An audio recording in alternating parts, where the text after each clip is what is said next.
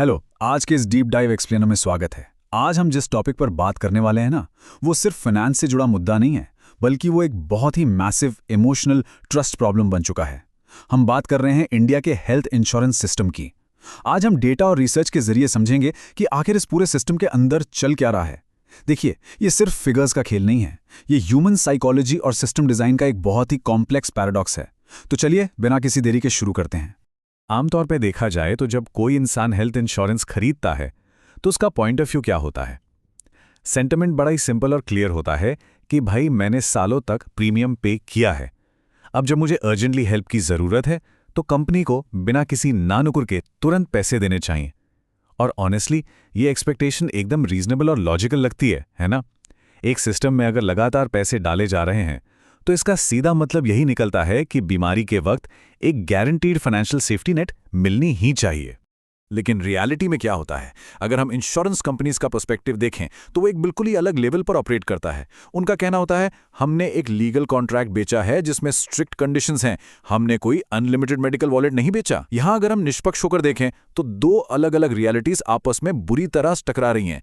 एक तरफ एक कस्टमर की बहुत ही जेन्युइन इमोशनल एक्सपेक्टेशन है और दूसरी तरफ एक बिजनेस की बहुत ही स्ट्रिक्ट लीगल बाउंड्री। और सच कहूं तो यहीं से उस ट्रस्ट डेफिसिट की शुरुआत होती है। दरअसल ये पूरा का पूरा खेल एक मैसिव एक्सपेक्टेशन गैप का है। एक तरफ कस्टमर एक्सपेक्ट कर रहा है कि प्रीमियम देने का मतलब है एक गारंटीड क्लेम, और ये मानकर चलता है कि इंश्योरर पूरा का पूरा हॉस्पिटल बिल सेटल करेगा। वहीं दूसरी तरफ इंश्योरर की एक्सपेक्टेशन पूरी तरह से टेक्निकल है। उनके मुताबिक एलिजिबिलिटी स्ट्रिक्टली पॉलिसी टर्म्स पर डिपेंड करती है और सिर्फ जो पोर्शन स्पेसिफिकली कवर्ड है वही पेबल होगा। एक आम नागरिक को टोटल प्रोटेक्शन चाहिए, जबकि इंश्योरेंस कंपनीज एक्सपेक्ट करती हैं कि पॉलिसी की वर्डिंग का एकदम स्ट्रिक्टली पालन हो। Okay, let's dive into this. आखिर ये पूरा सिस्टम मैथमेटिकली काम कैसे करता है? इसके कोर प्रिंसिपल को रिस्क पूलिंग कहते हैं।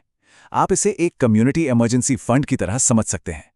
चलिए एक सिंपल एग्जांपल लेते हैं। इमेजिन कीजिए 100 लोग हैं और सबने मिलकर 1,000 रुपए कंट्रीब्यूट किए, तो 1 लाख रुपीस का एक फंड बन गया। अब ध्यान दीजिए, इन 100 में से सिर्फ 5 लोग सडनली हॉस्पिटलाइज होते हैं और हर एक का मेडिकल बिल आता है 20,000 रुपीज, तो वो टोटल 1 लाख का खर्च आसानी से इस पूल से कवर हो गया। बेसिकली हजारों छोटी छोटी कॉन्ट्रीब्यूशंस मिलकर उन कुछ लोगों की मदद करती हैं जिन्हें अचानक मेडिकल इमरजेंसी आ जाती है। अब यहां एक बहुत ही इंटरेस्टिंग सवाल आता है, क्या ये इंश्योरेंस कंपनी सिर्फ प्रीमियम से आने वाले पैसों पर ही डिपेंड करती हैं? बिल्कुल नहीं। इंश्योरेंस के पास इनकम का एक सेकंड इंजन भी होता है। जो प्रीमियम कलेक्ट होता है ना, वो इमीडिएटली क्लेम पे आउट में नहीं चला जाता। इस बचे हुए पैसे को, जिसे फाइनेंशियल टर्म्स में फ्लोट कहते हैं, गवर्नमेंट बॉन्ड्स और स्टॉक्स में इन्वेस्ट किया जाता है। ये इन्वेस्टमेंट इनकम एक बहुत ही क्रूशियल बफर का काम करती है। अचानक से अगर क्लेम्स बहुत ज्यादा बढ़ जाएं, तो ये एक्स्ट्रा इनकम सिस्टम को कोलैप्स होने से बचाती है, ताकि कम्युनिटी फंड कभी खाली ना हो। लेकिन इस पूरे ट्रस्ट डेफिसिट की कहानी में एक बहुत ही बड़ा कॉन्सेप्ट आता है जिसे हम कहते हैं एडवर्स सिलेक्शन।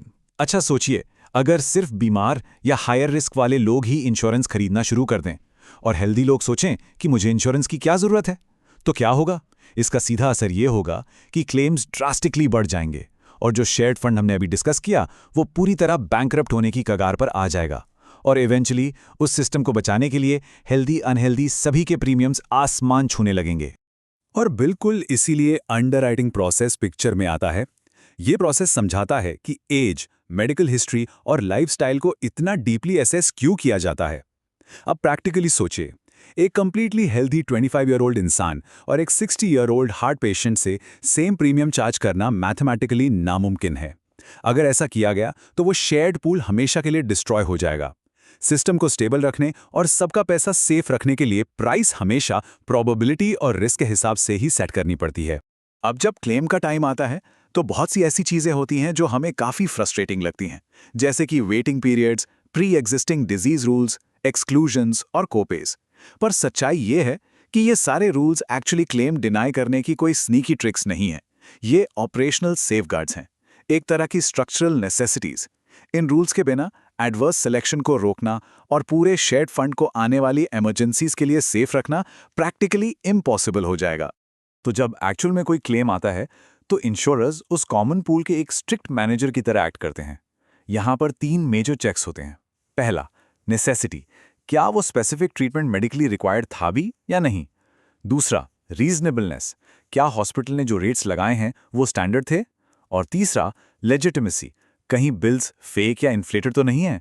हर एक हॉस्पिटल बिल को इन तीनों स्ट्रिक्ट पैरामीटर से गुजरना ही पड़ता है ताकि उस शेयर्ड कम्युनिटी फंड का एक भी पैसा किसी फ्रॉड में वेस्ट ना हो। लेकिन जब हम वापस कस्टमर के पर्सपेक्टिव से देखते हैं तो ये सारी पॉलिसीज आखिर कैसी लगती हैं। ग्राउंड रियलिटी तो बहुत ही अलग है। एजेंट्स का मिसलीडिंग प्रॉमिस करना, बिल्कुल वैलिड लगने वाले क्लेम्स का अचानक रिजेक्ट हो जाना, ऐसी कॉम्प्लेक्स लीगल लैंग्वेज जिसे समझना आम इंसान के बस की बात नहीं। हॉस्पिटल में उस एक्सट्रीम स्ट्रेस के वक्त कैशलेस अप्रूवल्स में डिले होना और हर साल लगातार बढ़ते प्रीमियम्स। सोचिए, जब एक एजेंट ने प्रॉमिस किया हो कि एवरीथिंग इज कवर्ड, तो क्लेम के वक्त सामने आने वाली ये सारी हिडन कंडीशंस एक टूटे हुए वादे की तरह लगती हैं। ये एक चीज ट्रस्ट को पूरी तरह से तोड़ देती है। एंड दिस ब्रिलियंटली इलस्ट्रेट्स यही पॉइंट। एक बहुत ही आम सिचुएशन देखिए। एक्सपेक्टेड पे आउट था 4 लाख रुपए, पर एक्चुअली में हाथ में आई सिर्फ 2.8 लाख। ये देखकर किसी को भी लग सकता है कि उनके साथ धोखा हुआ है, लेकिन रियलिटी में हम लोग उन लीगल डिडक्शन से कंप्लीटली अवेयर होते हैं, जैसे नॉन कवर्ड कंज्यूमेबल्स, पॉलिसी के कोपेज या फिर रूम रेंट कैप्स। आम जनता सोचती है कि पूरा बिल पे होगा, पर कॉन्ट्रैक्ट की वो छोटी छोटी टेक्निकलिटीज एक्चुअल पे आउट को बहुत कम कर देती हैं। अब क्योंकि हम इम्पार्शियल हैं, जरा टेबल की दूसरी साइड भी देखते हैं। इंश्योरर के पॉइंट ऑफ व्यू से भी देखें तो इश्यूज बहुत सीरियस हैं। फेक हॉस्पिटलाइजेशन और फ्रॉडुलेंट बिल्स को डिटेक्ट करने में ही इन कंपनीज के मिलियंस खर्च हो जाते हैं। और उसके ऊपर एक सबसे बड़ा केओस पता है क्या है? Hospital pricing. एक ही मेडिकल प्रोसीजर किसी एक हॉस्पिटल में 1.5 लाख का होता है और वही एग्जैक्ट सेम प्रोसीजर दूसरे हॉस्पिटल में सीधा 4 लाख का। ऐसे एक्सट्रीम वेरिएशंस और लगातार बढ़ता ट्रस्ट डेफिसिट इस पूरे सिस्टम को हाईली अनस्टेबल बना देते हैं। तो इन सब कॉम्प्लेक्स सिचुएशंस के बीच इंडस्ट्री खुद के सर्वाइवल को कैसे नापती है? यहां 2 बहुत इंपॉर्टेंट एफिशिएंसी मेट्रिक्स काम आते हैं, क्लेम्स रेशियो और कंबाइंड रेशियो। बेसिकली, अगर किसी कंपनी का कंबाइंड रेशियो 100% से कम है, तो इसका सीधा मतलब है कि क्लेम्स और कंपनी के अपने ऑपरेटिंग एक्सपेंसेस निकालने के बाद उनका कोर ऑपरेशन एक्चुअली प्रॉफिटेबल है। ये नंबर्स इसीलिए इतने जरूरी हैं ताकि कंपनीज फाइनेंशियली सस्टेन कर सकें और आने वाले सालों में लोगों के क्लेम्स बिना किसी प्रॉब्लम के क्लियर कर सकें। So the crucial point is, इस पूरे हेल्थ केयर और इंश्योरेंस इकोसिस्टम में 3 मेन प्लेयर्स इन्वॉल्व हैं। और आयरनी देखिए, तीनों के डिजायर्स फंडामेंटली एक दूसरे से टकराते हैं। कस्टमर हमेशा चाहता है कि प्रीमियम्स लो हों और क्लेम्स हैसल फ्री हों। इंश्योरर चाहता है कि क्लेम्स प्रिडिक्टेबल हों ताकि उनके प्रॉफिट्स मेंटेन रहें। और तीसरा प्लेयर यानी हॉस्पिटल चाहता है फास्ट पेमेंट्स और नेचुरली हाई रेवेन्यू। इस ट्रायंगुलर कॉन्फ्लिक्ट की वजह से एक सीमलेस और ट्रस्टिंग एक्सपीरियंस क्रिएट करना बेहद ही मुश्किल हो जाता है। इन सारी कॉम्प्लेक्सिटीज को समझने के बाद एक सबसे बड़ा कंक्लूजन क्या निकलता है? रिसर्च और कम्युनिटी डिस्कशन से जो कोर इनसाइट निकल कर आई है वो ये है कि आधी से ज्यादा परेशानी सिर्फ अनपेड बिल्स की नहीं है।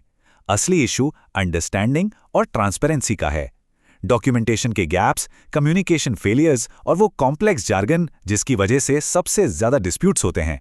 झगड़ा सिर्फ क्लेम अप्रूवल या रिजेक्शन के मैथमेटिकल प्रोसेस से नहीं है। क्लियर कम्युनिकेशन ही इस टूटते हुए ट्रस्ट को वापस जोड़ने की मास्टर की है। तो इस डीप डाइव एक्सप्लेनर को रैप अप करते हुए एक बहुत ही बड़ा सवाल पीछे छूट जाता है। अगर ये पूरा का पूरा फ्रेमवर्क शेयर्ड रिस्क के फाउंडेशन पर ही खड़ा है, तो आखिर इंडस्ट्री उस शेयर्ड ट्रस्ट को वापस कैसे बिल्ड कर सकती है? ये हम सबके लिए सोचने वाली बात है कि फ्यूचर में ह्यूमन एम्पैथी और हार्श बिजनेस इकोनॉमिक्स के बीच ये जरूरी ब्रिज आखिर कैसे बनाया जाएगा। ऐसे ही कॉम्प्लेक्स टॉपिक्स को आसान और क्लियर तरीके से समझने के लिए आगे भी हमारे साथ जुड़े रहिए।